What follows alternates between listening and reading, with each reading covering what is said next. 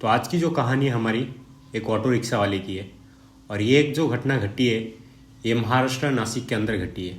तो नासिक में नरेंद्र बोल के एक ऑटो ड्राइवर रहा करता था।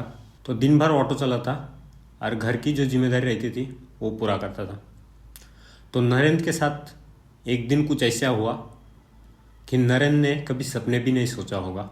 तो एक दिन क्या हुआ, डेली का रूटीन जैसा दिन भर ऑटो रिक्शा चला के नरेंद्र रात को अपने घर के लिए निकला।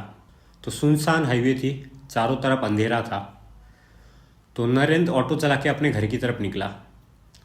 तभी नरेंद्र ने देखा कि हाईवे के साइड पे एक औरत उसको हाथ दे के रुका रही है।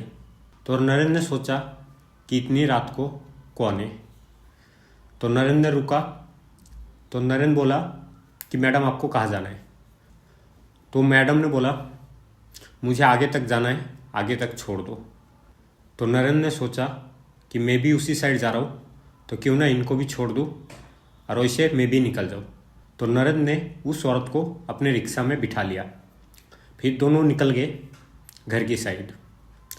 तो थोड़ी दूर जाने के बाद नरेंद्र को और एक औरत मिलती है जो कि सेम हाईवे के साइड में खड़ी थी और नरेंद्र को हाथ दे के रुका रही थी। एक्चुअली रिक्शा रुका रही थी वो। तो नरेंद्र के अंदर थोड़ा डर बैठ गया कि पीछे जो औरत बैठी है अभी एक औरत। तो थोड़ा सा वो डर गया था।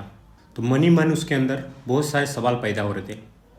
तो नरेंद्र ने सोचा कि होगा जॉब वगैरह करते होंगे, हॉस्पिटल वगैरह में जाते होंगे, शायद लेट हो गए होंगे, लेकिन ये कोई इत्तेफाक नहीं था। तो नरेंद्र ने उस मैडम को भी पूछा कि मैडम आपको कहाँ जाना है। तो वो औरत ने भी वही बोला कि मुझे आगे तक छोड़ दो। तो नरेंद्र ने अपने ऑटो पे इनको भी बिठा लिया। फिर तीनों मिलके चलने लगे अपने मंजिल की तरफ। और चारों तरफ अंधेरा ही अंधेरा था क्योंकि हाईवे पे कोई लाइट नहीं थी। तो थोड़ी दूर चलते हुए नरेंद्र को पीछे से आवाज़ आई एक औरत की। औरत ने बोला कि इधर ही रिक्शा रोक दो। तो नरेंद्र एक सेकंड के लिए सोचा, आजू बाजू देखा कि इधर ना कोई घर है ना कुछ।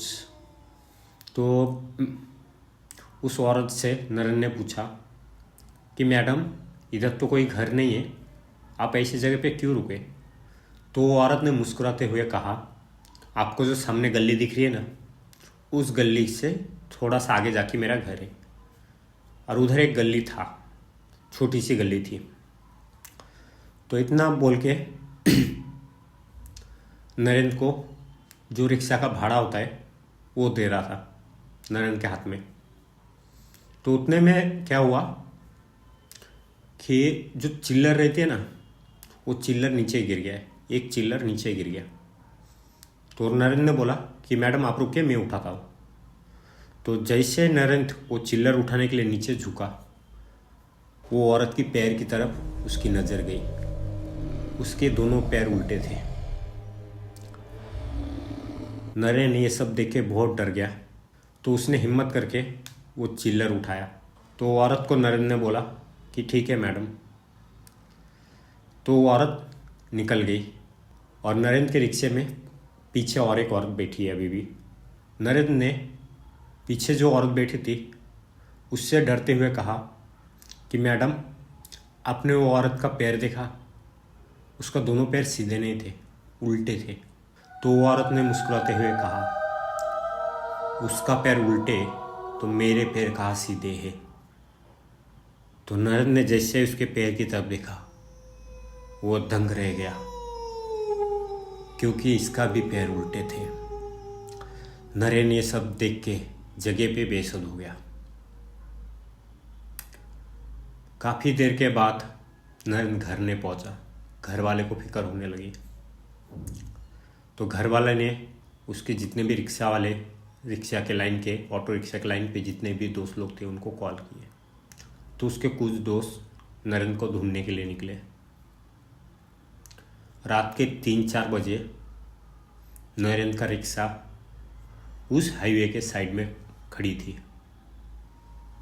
उसके 2 दोस्त आए, नरेंद्र को देखा रिक्शा के पास गए, नरेन को देखा।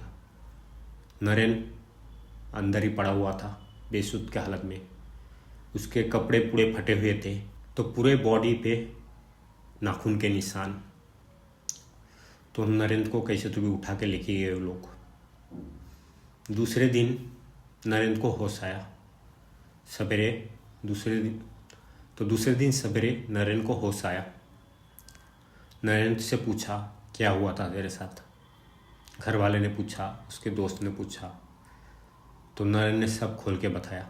फिर जिस जगह पे ये घटना हुई उस जगह पे गए। उधर एक गली थी। उधर के लोकल लोगों से पूछा गया कि ये गली कहाँ जाती है। तो उधर के लोकल लोगों ने कहा, ये गली सीधा शमशान भूमि पे जाती है। उधर ना कोई घर है ना कुछ। उधर एक बहुत बड़ी शमशान भूमि है। आज चारों तरफ जंगल ही जंगल। तो ये सीन हुआ था नरेश के साथ। तो आप लोग भी अगर कभी भी रात के टाइम अकेला ट्रैवलिंग कर रहे हो, किधर जा रहे हो, आधी रात के टाइम कोई अगर रास्ते पे ना हो और आपको किसी ने अगर रुकाया, तो कभी रुकना मत, नहीं तो आपकी भी ज़िंदगी नरेन जैसी हो सकती है। अभी नरेन के साथ क्या हुआ वो नरेन को ही पता, बाकी और किसी को नहीं। तो आज की जो कहानी थी हमारी इतने से थी। तो आप लोगों को कहानी कैसे लगी ज़रूर कमेंट में बताना। और एक्चुअली गाइस ये कोई कहानी नहीं थी, एक रियल स्टोरी थी।